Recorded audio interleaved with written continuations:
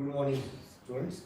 आज हम लोग बी फॉर्म 6 सेम का जो मेडिसिनल केमिस्ट्री है BP601T उसका जो दूसरा यूनिट है जिसमें आपका मिसलेनियस एंटीबायोटिक दो टॉपिक्स में आपका एंटीबायोटिक का नाम दिया है आपको जो सिलेबस में है क्लोरोफेनिकोर और क्लिंडामाइसिन। तो आज के इस वीडियो में हम देखेंगे क्लोरोफेनिकोर का इंपॉर्टेंट है ये आपके एग्जाम पॉइंट ऑफ व्यू से, क्योंकि 7 नंबर में भी पूछ देता है इसके बारे में, 2 नंबर में पूछ देता है, और आपके जो कॉम्पिटिटिव एग्जाम है उससे भी आपके उस पॉइंट से भी अगर आप देखेंगे तो इम्पोर्टेंट है आपका, खासकर इसकी स्टीरियो केमिस्ट्री इंपॉर्टेंट होती है। एक करके अब शुरू करेंगे इसका केमिस्ट्री नोमेनक्लेचर आपका सब कुछ। तो पहले इसका देखते हैं थोड़ा सा इंट्रोडक्शन इसकी हिस्ट्री। क्लोरोफेनिकोर ये जो वर्ड है ना आपका, ये वर्ड जो डिराइव हुआ है आपका नाम जो है इस एंटीबायोटिक का, इसके जो केमिकल आपका स्ट्रक्चर है उस स्ट्रक्चर में से इस नाम को डिराइव किया गया क्लोरीन ग्रुप से। अब इसका स्ट्रक्चर देखिए, O2 आपका nitro phenyl ring, benzene ring है, फिनाइल रिंग है, CHOH है, CH है, CH2OH मतलब ये जो आपका रिंग है प्रोपेन डायोल है। इधर देखिए NHCO एमाइड बॉन्ड है, Cl2 है यहाँ पर, ये आपका बेंजीन रिंग है, आपका आपका NO2 नाइट्रो ग्रुप। तो क्लोर यहाँ पर डाइक्लोरो ग्रुप है, CHCl2 के साथ डाइक्लोरो ग्रुप, तो इसके कारण क्लोर आपका नाम आया है। एम जो एमाइड्स का जो एमाइड का एम है, क्योंकि यहाँ एमाइड बॉन्ड है, NHCO एमाइड बॉन्ड है, उसका एम लिया गया। फिनाइल से लिया गया, तो फिनाइल रिंग भी प्रेजेंट है। Ni जो है फिनी में Ni जो है नाइट्रो का Ni लिया गया, नाइट्रो ग्रुप भी प्रेजेंट है।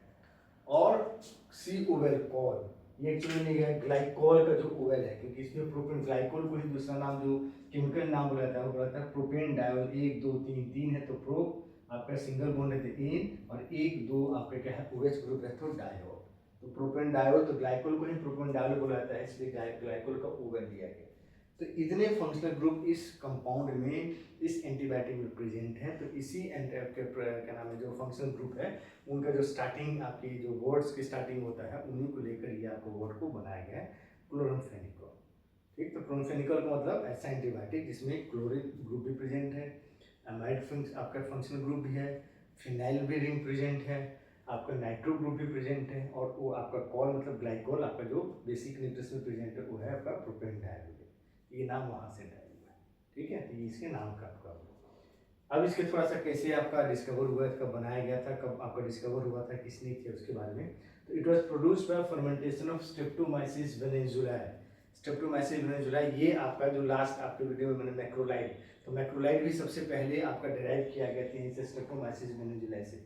लेकिन इसका जो फर्मेंटेशन किया गया, उसको जो ग्रो किया गया था, तब वहाँ पर मैक्रोलाइड्स मिला था। मैक्रोलाइड्स आपको पता था इरिथ्रोमाइसिन क्लेथ्रोमाइसिन जो आपका था ये वहाँ से लिया गया इसी से।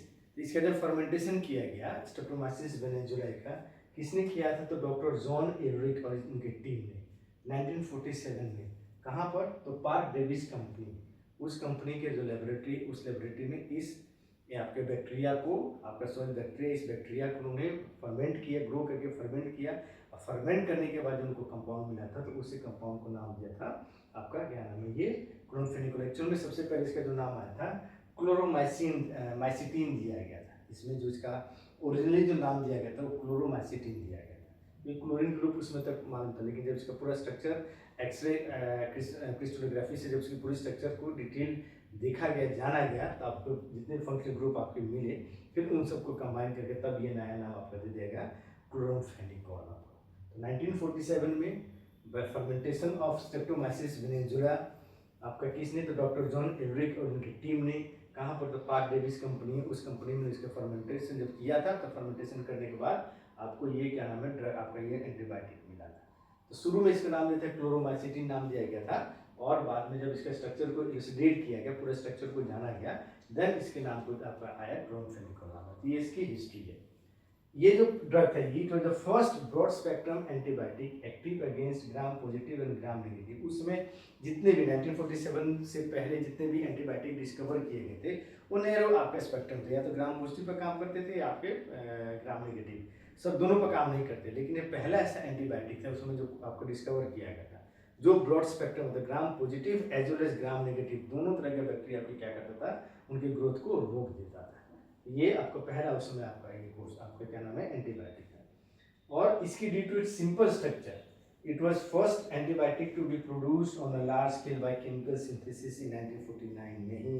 उसके पहले जितने भी आपके एंटीबायोटिक, अभी भी बहुत सारे एंटीबायोटिक ऐसे हैं जो बैक्टीरिया के कल्चर को ग्रो किया जाता है, ग्रो करने के बाद देन वहाँ से क्या किया था, ऑब्टेन किया था। लेकिन ये इसकी स्ट्रक्चर इतनी सिंपल है, इस स्ट्रक्चर को हम लैब में, केमिकल आपके लैब में हम इजीली इसको सिंथेसाइज कर सकते हैं।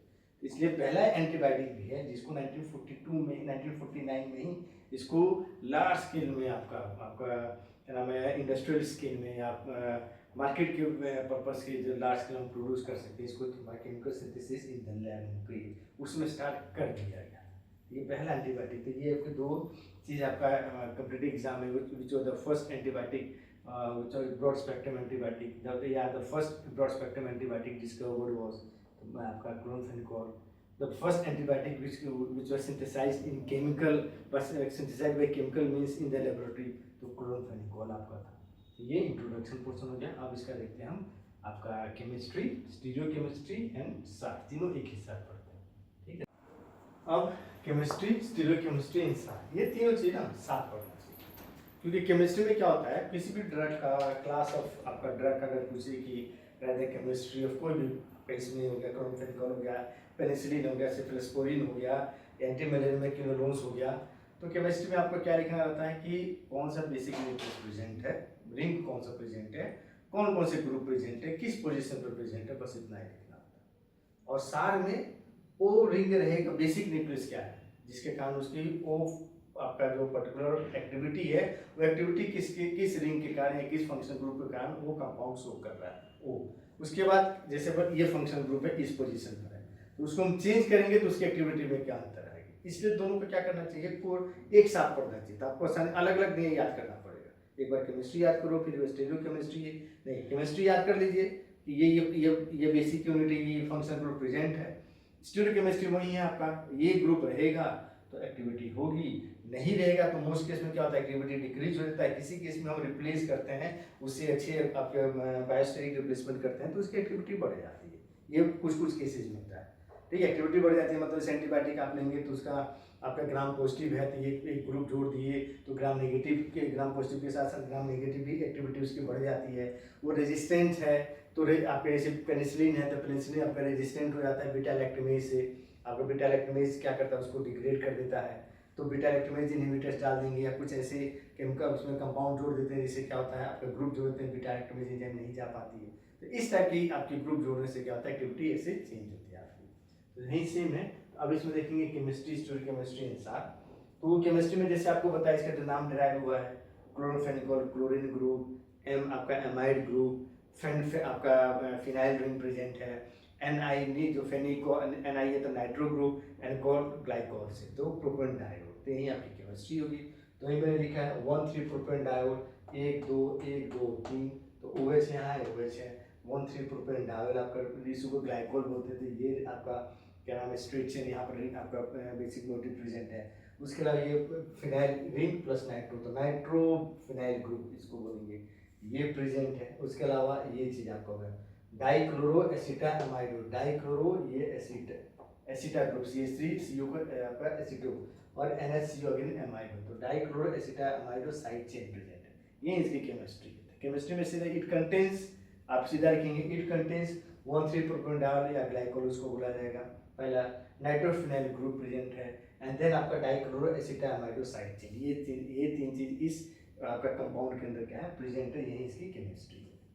अब यहाँ से स्टीरियोकेमिस्ट्री आप देखेंगे, ये देखो carbon number 2 and carbon number 3, ये क्या है आपका काइनेल कार्बन है, काइनेल सेंटर्स है। काइनेल सेंटर्स आपको मालूम है वो सेंटर्स, वो कार्बन जिसके कार्बन की 4 वैलेंसी होती है, तो जब कार्बन के साथ चारों ग्रुप डिफरेंट अटैच रहते हैं तो उसी कार्बन को बोली जाती है काइनेल कार्बन। तो इसको जब आप कंपेयर करेंगे H NHCO CH आपका, तो ये CH2 है, H है, NH है, ये अलग ग्रुप है। ये कार्बन का चारों ग्रुप क्या डिफरेंट है, काइनेल हो गया। इस कार्बन के साथ H है, OH है, फिनाइल रिंग है और ये एज अ होल एक चौथा ग्रुप है, ये भी आपका क्या है काइनेल है। तो 2 काइनेल ग्रुप यहाँ पर क्या प्रेजेंट है। तो एज पर रूल्स होता है आपका किसी कंपाउंड में या जो कंपाउंड ऑप्टिकल आइसोमर्स है तो उसमें कितने number of total optical isomers बनेगा, उसके लिए एक फार्मूला आता है 2 to power n, ये होता है n, total number of optical isomers present in आपका जो दिए हुए जो कंपाउंड है कितने उसमें रहेंगे। वेर n जो होता है ये n, this is number of chiral centres, ये नंबर ऑफ कायरल सेंटर। तो कितना है 1 और 2, तो 2 टू पावर 2 आपका क्या होगा, 2 टू पावर 2 इक्वल टू 4। तो कितने स्टीरियोआइसोमर्स इसके बनेंगे 4। तो मैंने लिखा है chloramphenicol contains 2 chiral centre, so it has 2 pairs of enantiomers, मतलब 4 2 पेयर्स, तो एक पेयर में 2 होता है तो 2 2 में 4, तो 4 आपके आइसोमर्स टोटल प्रेजेंट रहते हैं। अब उसमें जो 4 कौन कौन से थे, एक इरिथ्रो पेयर होता है, एक 3 इरिथ्रो एनहांसोमर्स और 3 एनहांसोमर्स। इसका यही दिखे इरिथ्रो थ्रियो। अब इरिथ्रो थ्रियो भी आपने पढ़ा होगा, 4th सेम की जो स्टीरियोकेमिस्ट्री होती है, इरिथ्रो मतलब जब कायरल कार्बन के साथ जो हायर प्रायोरिटी वाले ग्रुप होते हैं वो एक साइड रहेंगे तो उसको बोलेंगे इरिथ्रो, और जब दोनों अपोजिट साइड रहेंगे तो उसको बोलेंगे थ्रियो। जैसे यहाँ पर है NHCO, तो इस ग्रुप में जब हम देखेंगे यहाँ में आपका प्रायोरिटी करेंगे तो ये नंबर 1 प्रायोरिटी है, ये नंबर 2 है, नंबर 3 है, नंबर 4 है, तो ये हो गया नंबर 1। सेम चीज इसके साथ करेंगे तो ऑक्सीजन है, कार्बन H है, तो ये आपका नंबर 1। तो दोनों नंबर 1 वाली प्रायोरिटी किधर है, एक साइड है, आपके राइट हैंड साइड में या लेफ्ट हैंड साइड में रहेंगे, दोनों एक ही साइड में रहेंगे, तो उसको बोलेंगे इरिथ्रो, आपका क्या नाम है, एनहांसोमर्स बोला जाता है। ठीक, तो ये होगी आपका इरिथ्रोक्लोरोफेनिकोल, और इसमें क्या अपोजिट में, एक राइट हैंड में तो दूसरा क्या है लेफ्ट हैंड में, तो इसको बोलेंगे 3। इन चारों में सिर्फ जो D3O 1R 2R, मतलब ये 1 आपका 1R 2R यहाँ से 1R 2R जो होता है, ये आपके जो होते हैं तो इसका नोमेनक्लेचर ऐसे होता है, जो आपका नोमेनक्लेचर है ये यहाँ से 1 2 and 3 ये आपका होता है। 1R 2R is biologically active आपका होता है, ये चीज आपका ठीक है। 1R एंड जो तो आपका 2R है, ये जो आपका 1 and 2 R है, ठीक है, तो यही क्या बायोलॉजिकली एक्टिव है, बाकी 3 बायोलॉजिकली एक्टिव नहीं है। ये आपके कॉम्पिटिटिव पॉइंट ऑफ व्यू से क्वेश्चन हो गए, जो आप जीपैट का एग्जाम देंगे, जो आप कोई भी आप गेट का देंगे, जो स्टूडेंट्स गेट का आपका बीफॉर्म के बाद गेट का जो वहाँ पर एमटेक के कोर्सेज होते हैं उसमें एडमिशन के लिए करते हैं, या जो फार्मासिस्ट का एग्जाम देंगे, डिफरेंट जो गवर्नमेंट पोस्ट निकलती है गवर्नमेंट फार्मासिस्ट के, उसमें तो वहाँ पर ये क्वेश्चन आपको पूछते हैं। एक्चुअली जो फार्मासिस्ट से निकलता है कि आपका क्लोरोफेनिकोल का कौन सा स्टीरियोआइसोमर बायोलॉजिकली एक्टिव है, तो D3O या उसी को बोलेंगे 1R 2R जो आपका होता है आपका क्लोरोफेनिकोल, इट इज बायोलॉजिकली एक्टिव, मतलब यही ड्रग की एक्टिविटी होगी, जब हम बॉडी के अंदर देंगे तो बैक्टीरिया को क्या करेगा, किल करेगा, उनको ग्रोथ को रोकेगा। ये चीज़ आपका यही है, ये है स्टीरियोकेमिस्ट्री, बहुत इंपॉर्टेंट है। कभी 2 नंबर पूछ देगा राइट स्टीरियोकेमिस्ट्री क्लोरोफेनिकोल, अगर कोई 7 नंबर में डायरेक्टली देता है right structure, chemistry, synthesis, stereochemistry, SAR, mode of action, uses of chloramphenicol 7 या 10 नंबर दे दिए, ये स्टीरियोकेमिस्ट्री आपका, ठीक है। एक बार क्वेश्चन ये भी पूछा गया है कि right the explain the stereochemistry of antibiotic, आपको क्वेश्चन पूछा गया।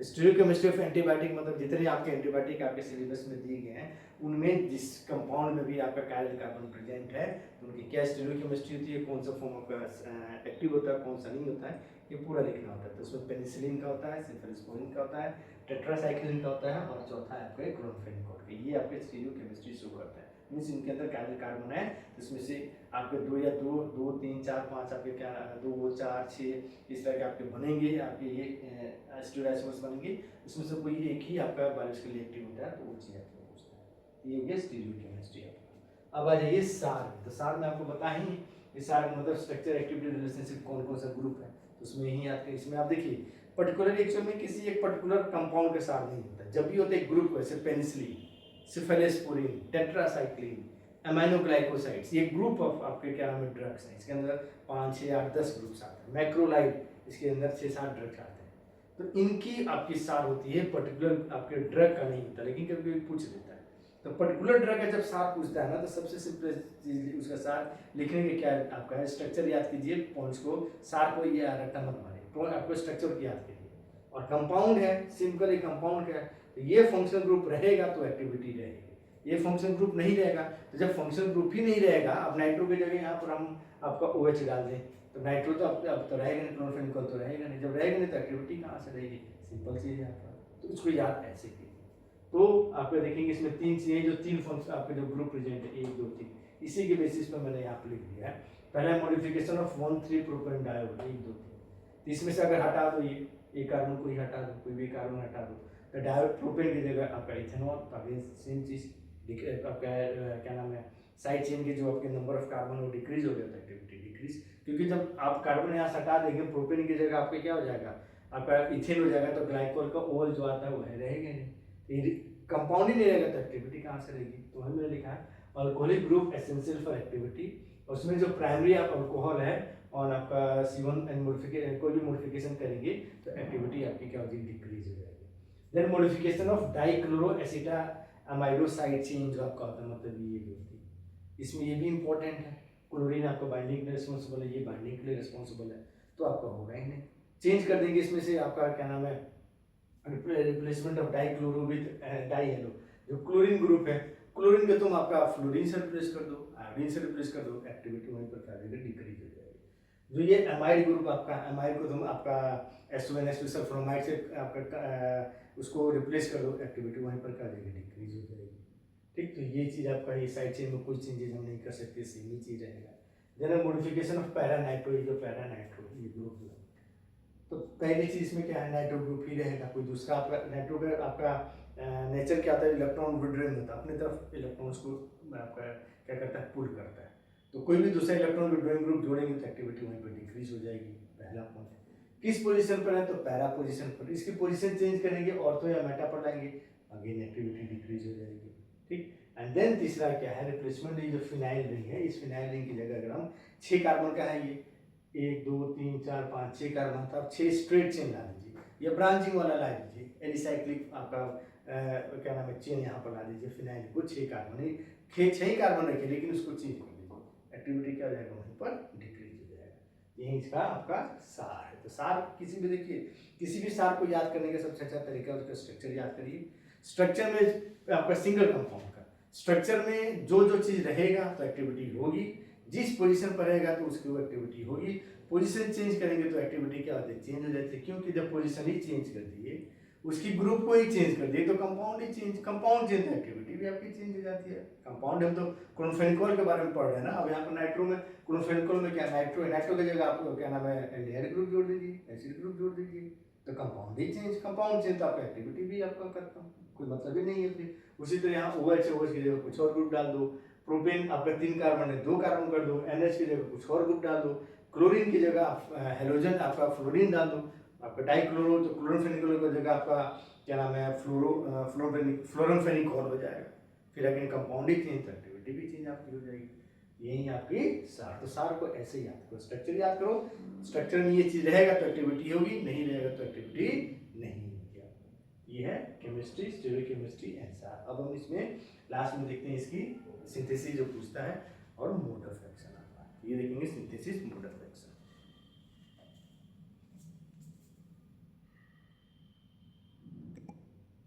अब है synthesis, mode of action and therapeutic uses. तो सिंथेसिस का आपका ये 5-6 स्टेप्स में होता है। Starting material 1,4 nitrophenyl ethane bromination करेंगे, देन आपका अल्कोहल के साथ ब्रेक करेंगे आपका, देन आपका एसिटिक एनाहाइड के साथ, फॉर्मेल्डिहाइड के साथ MPP रिडक्शन, मर्विन पॉन्डर्फ आपका बर्ले रिडक्शन होता है, जिसमें आपका सिर्फ ये जो कीटोन ग्रुप ये कन्वर्ट होता है अल्कोहल ग्रुप में, रिड्यूस अल्कोहल में कन्वर्ट हो जाता है। देन हाइड्रोलिसिस करेंगे, हाइड्रोलिसिस के बाद ये यहाँ से हट जाता है NH2, एंड NH2 के जब ये ड्रग ये बनता है, ये ड्रग एक्चुअल में आपका रेसमिक मिक्सर होता है। तो रेसमिक मिक्सर होता है तो उसको पहले हम क्या करते हैं, रिजोल्यूशन को करते हैं विद डी कैम्फोरिक एसिड, जिससे कि हमें सिर्फ क्या मिलेगा 3D3O जो 1 2 आपका 1R2R जो आपको क्लोरोफेनिकोल है वो मिलेगा। ठीक, उसके देन मतलब उसके पहले जो रिएजेंट आपको मिलेगा, देन हम क्या करेंगे, आपका इस कंपाउंड के साथ जब इसको हम ट्रीट करेंगे तो हमें कंपाउंड फाइनल मिलता है क्लोरोफेनिकोल। ये स्टेप है आपका सिंथेसिस की स्टेप है। अब आइए mode of action. Mode of action में क्या है, ये ब्रॉड स्पेक्ट्रम बैक्टीरियोस्टैटिक एंटीबायोटिक, मतलब ये आपका जनरली बैक्टीरिया के ग्रोथ को रोकता है, बैक्टीरिया को किल नहीं करता है, उसी को बोलते हैं बैक्टीरियोस्टैटिक। आपका ब्रॉड स्पेक्ट्रम ग्राम पॉजिटिव के साथ साथ ग्राम नेगेटिव बैक्टीरिया को भी क्या करता है, इनकी ग्रोथ को रोक देता है। कैसे काम करता है, एक्चुअली में प्रोटीन सिंथेसिस की इनहिबिट करता है। प्रोटीन सिंथेसिस जो होती है, आपको आपने पढ़ा भी होगा, प्रोटीन सिंथेसिस जो होती है आपका जो बैक्टीरिया में, तो उसमें जो राइबोसोमल RNA होता है, राइबोसोमल RNA उसके ऊपर होता है, ये ऐसे यहाँ पर रहता है ऐसे। ठीक, ये राइबोसोमल RNA, ये mRNA है, mRNA होता है, ये राइबोसोमल है, ये 30S होता है, ये 50S होता है, यहीं पर ऐसे 3 साइट होते हैं, ये ए साइट होता है, ये जो होता है ए साइट होता है, ये आपका पी साइट होता है, ये आपका ई साइट होता है। ये साइट जब t R N amino acids को ले आएगा यहाँ पर लाकर रख देगा, फिर ये ए साइट क्या करता है, उस आपका एमिनो एसिड्स को ट्रांसफर करता है इस आपके पी साइट में, यहीं पर आपका ऐसे एमिनो एसिड जुड़ते जाएगा और आपके पेप्टाइड चेन बढ़ती जाएगी। ये ड्रग क्या करते हैं, इस स्टेप को फॉलो करते हैं। तो एमिनो एसिड्स आपका क्या होगा, आपका पेप्टाइड जो पी साइट है, पेप्टिडिल ट्रांसफरेज साइट है, वहाँ पर ट्रांसफर नहीं होगा, तो आपका जो पेप्टाइड की लेंथ है वो लेंथ आपका नहीं बढ़ेगा। सपोज मानो अगर कोई भी एमिनो आपका कोई प्रोटीन है उसमें 200 एमिनो एसिड्स जुड़े हैं, 150 एमिनो एसिड्स बैक्टीरिया ने बना लिए, जैसे 150 तक बनाया तब तक आपने क्या किया, ड्रग को एडमिनिस्ट्रेट कर दिया। ड्रग को एडमिनिस्ट्रेट करने के बाद क्या होगा, ड्रग ये 151 जो 151 वाला एमिनो एसिड होगा वो आपका ट्रांसफर नहीं हो पाएगा। तो आपके जो प्रोटीन 150 एमिनो एसिड जुड़ने के बाद भी क्या होगा, रुक जाएगा। लेकिन कंप्लीट प्रोटीन के लिए कितना चाहिए आपको, 200 एमिनो एसिड चाहिए, जुड़ा है कितने 150, तो आपको क्या नॉन फंक्शनल प्रोटीन बन जाता है। तो प्रोटीन का मतलब कुछ भी आपका बैक्टीरिया के अंदर जो भी हमारे अंदर जो भी चीज़ चाहिए, डीएनए आपका कोई दूसरा डीएनए हो, आरएनए हो, सेल की सिंथेसिस हो, कोई भी चीज़ आपको एंजाइम हो, कुछ भी हो, तो आपका यहाँ पर उसकी आपके क्या नाम है सिंथेसिस रुक जाती है। तो प्रोटीन की सिंथेसिस रुक जाएगी तो आपका ग्रोथ क्या होगा, रुक जाएगा, ना मल्टीप्लाई कर पाएगा, ना आपका डेवलपमेंट होगा, कुछ भी आपका नहीं होगा। तो वही इसका मोड ऑफ एक्शन है कि इट इज ब्रॉड स्पेक्ट्रम आपका bacteriostatic antibiotic, it inhibits protein biosynthesis in the bacteria, it binds to 50s subparticle of ribosomes and prevent the binding of amino acids containing end of amino acyl tRNA to the acceptor site on 50s ribosome subunit. This prevents elongation of peptide chain and thus protein synthesis is prevented. ठीक है। Then अब आइए therapeutic uses में, तो इस mostly हम इसको use करते हैं, देखें it is used in the treatment of infections where sustainable organism have proven resistant to other therapies. मतलब ऐसा इन्फेक्शंस जो इन्फेक्शंस को कॉज कर रहा है माइक्रोऑर्गेनिज्म, वो बाकी जो एंटीबायोटिक्स अवेलेबल हैं उसके खिलाफ क्या रेजिस्टेंट हो गया, तो उस केस में क्या करते हैं, मोस्टली केस में इसको यूज करते हैं, इस क्लोरोफेनिकोल को। उसके अलावा इसका जो मेन यूज होता है आपका टाइफाइड फीवर जो आपका सल्मोनेला टाइफाइड से कॉज होता है, हेमोफिलस इन्फेक्शंस मेनिंजाइटिस, एपिग्लोटाइटिस, इस सब से होता है, रिकेट्सियल इन्फेक्शन होता है, इन सबको ट्रीट करने के लिए हम मेनली इसको ये इसका रहा थेरेप्यूटिक यूजेस। तो आज के इस वीडियो में क्लोरोफेनिकोल का जो पूरा कंप्लीट आपका क्या इंट्रोडक्शन, क्या उसकी हिस्ट्री थी, कैसे डिस्कवर किया गया था, क्या उसकी केमिस्ट्री है, क्या उसका स्टीरियोकेमिस्ट्री है, क्या उसका सार है, then synthesis, mode of action and therapeutic uses. तो पूरा आपका क्लोरोफेनिकोल इस वीडियो में आपका पूरा का पूरा कंप्लीट है। इंपॉर्टेंट टॉपिक है, इससे क्वेश्चन अब नहीं आता है, ठीक है। तब तक पढ़ते रहिए, चैनल को लाइक कीजिए, सब्सक्राइब कीजिए। नेक्स्ट आपको जो वीडियो में डालूंगा इसी में एक और आपका बच गया क्लिंडामाइसिन, वो भी आपका कंप्लीट उसको पूछ देता है, उसमें भी सार सेम चीज़, जैसे आपको सार केमिस्ट्री कैसे आपको डिस्कवर किया गया, मोड ऑफ एक्शन क्या आपका है, वो सब चीज़ें आपका नेक्स्ट वीडियो में बना दूंगा क्लिंडामाइसिन का। उसके बाद जो एंटीबायोटिक आपका जो टॉपिक होगा फर्स्ट यूनिट और सेकेंड यूनिट में जो आपका ये थे मैक्रोलाइड, आपका क्लोरोफेनिकोल, और ये आपका ये कंप्लीट हो जाएगा आपका, ठीक। तो ये आपका सेकेंड लास्ट टॉपिक है। नेक्स्ट टॉपिक में आप लोगों को क्या नाम है क्लिंडामाइसिन का डालेंगे। तब तक पढ़ते रहिए, लाइक कीजिए, सब्सक्राइब कीजिए, रेफर कीजिए दूसरों को। कोई टॉपिक में आंसर आपको चाहिए, कोई टॉपिक एक्सप्लेनेशन चाहिए तो कमेंट कीजिए, उसको मैं आपको बना के डालूंगा। तब तक मस्त रहिए, पढ़ते रहिए, बाय।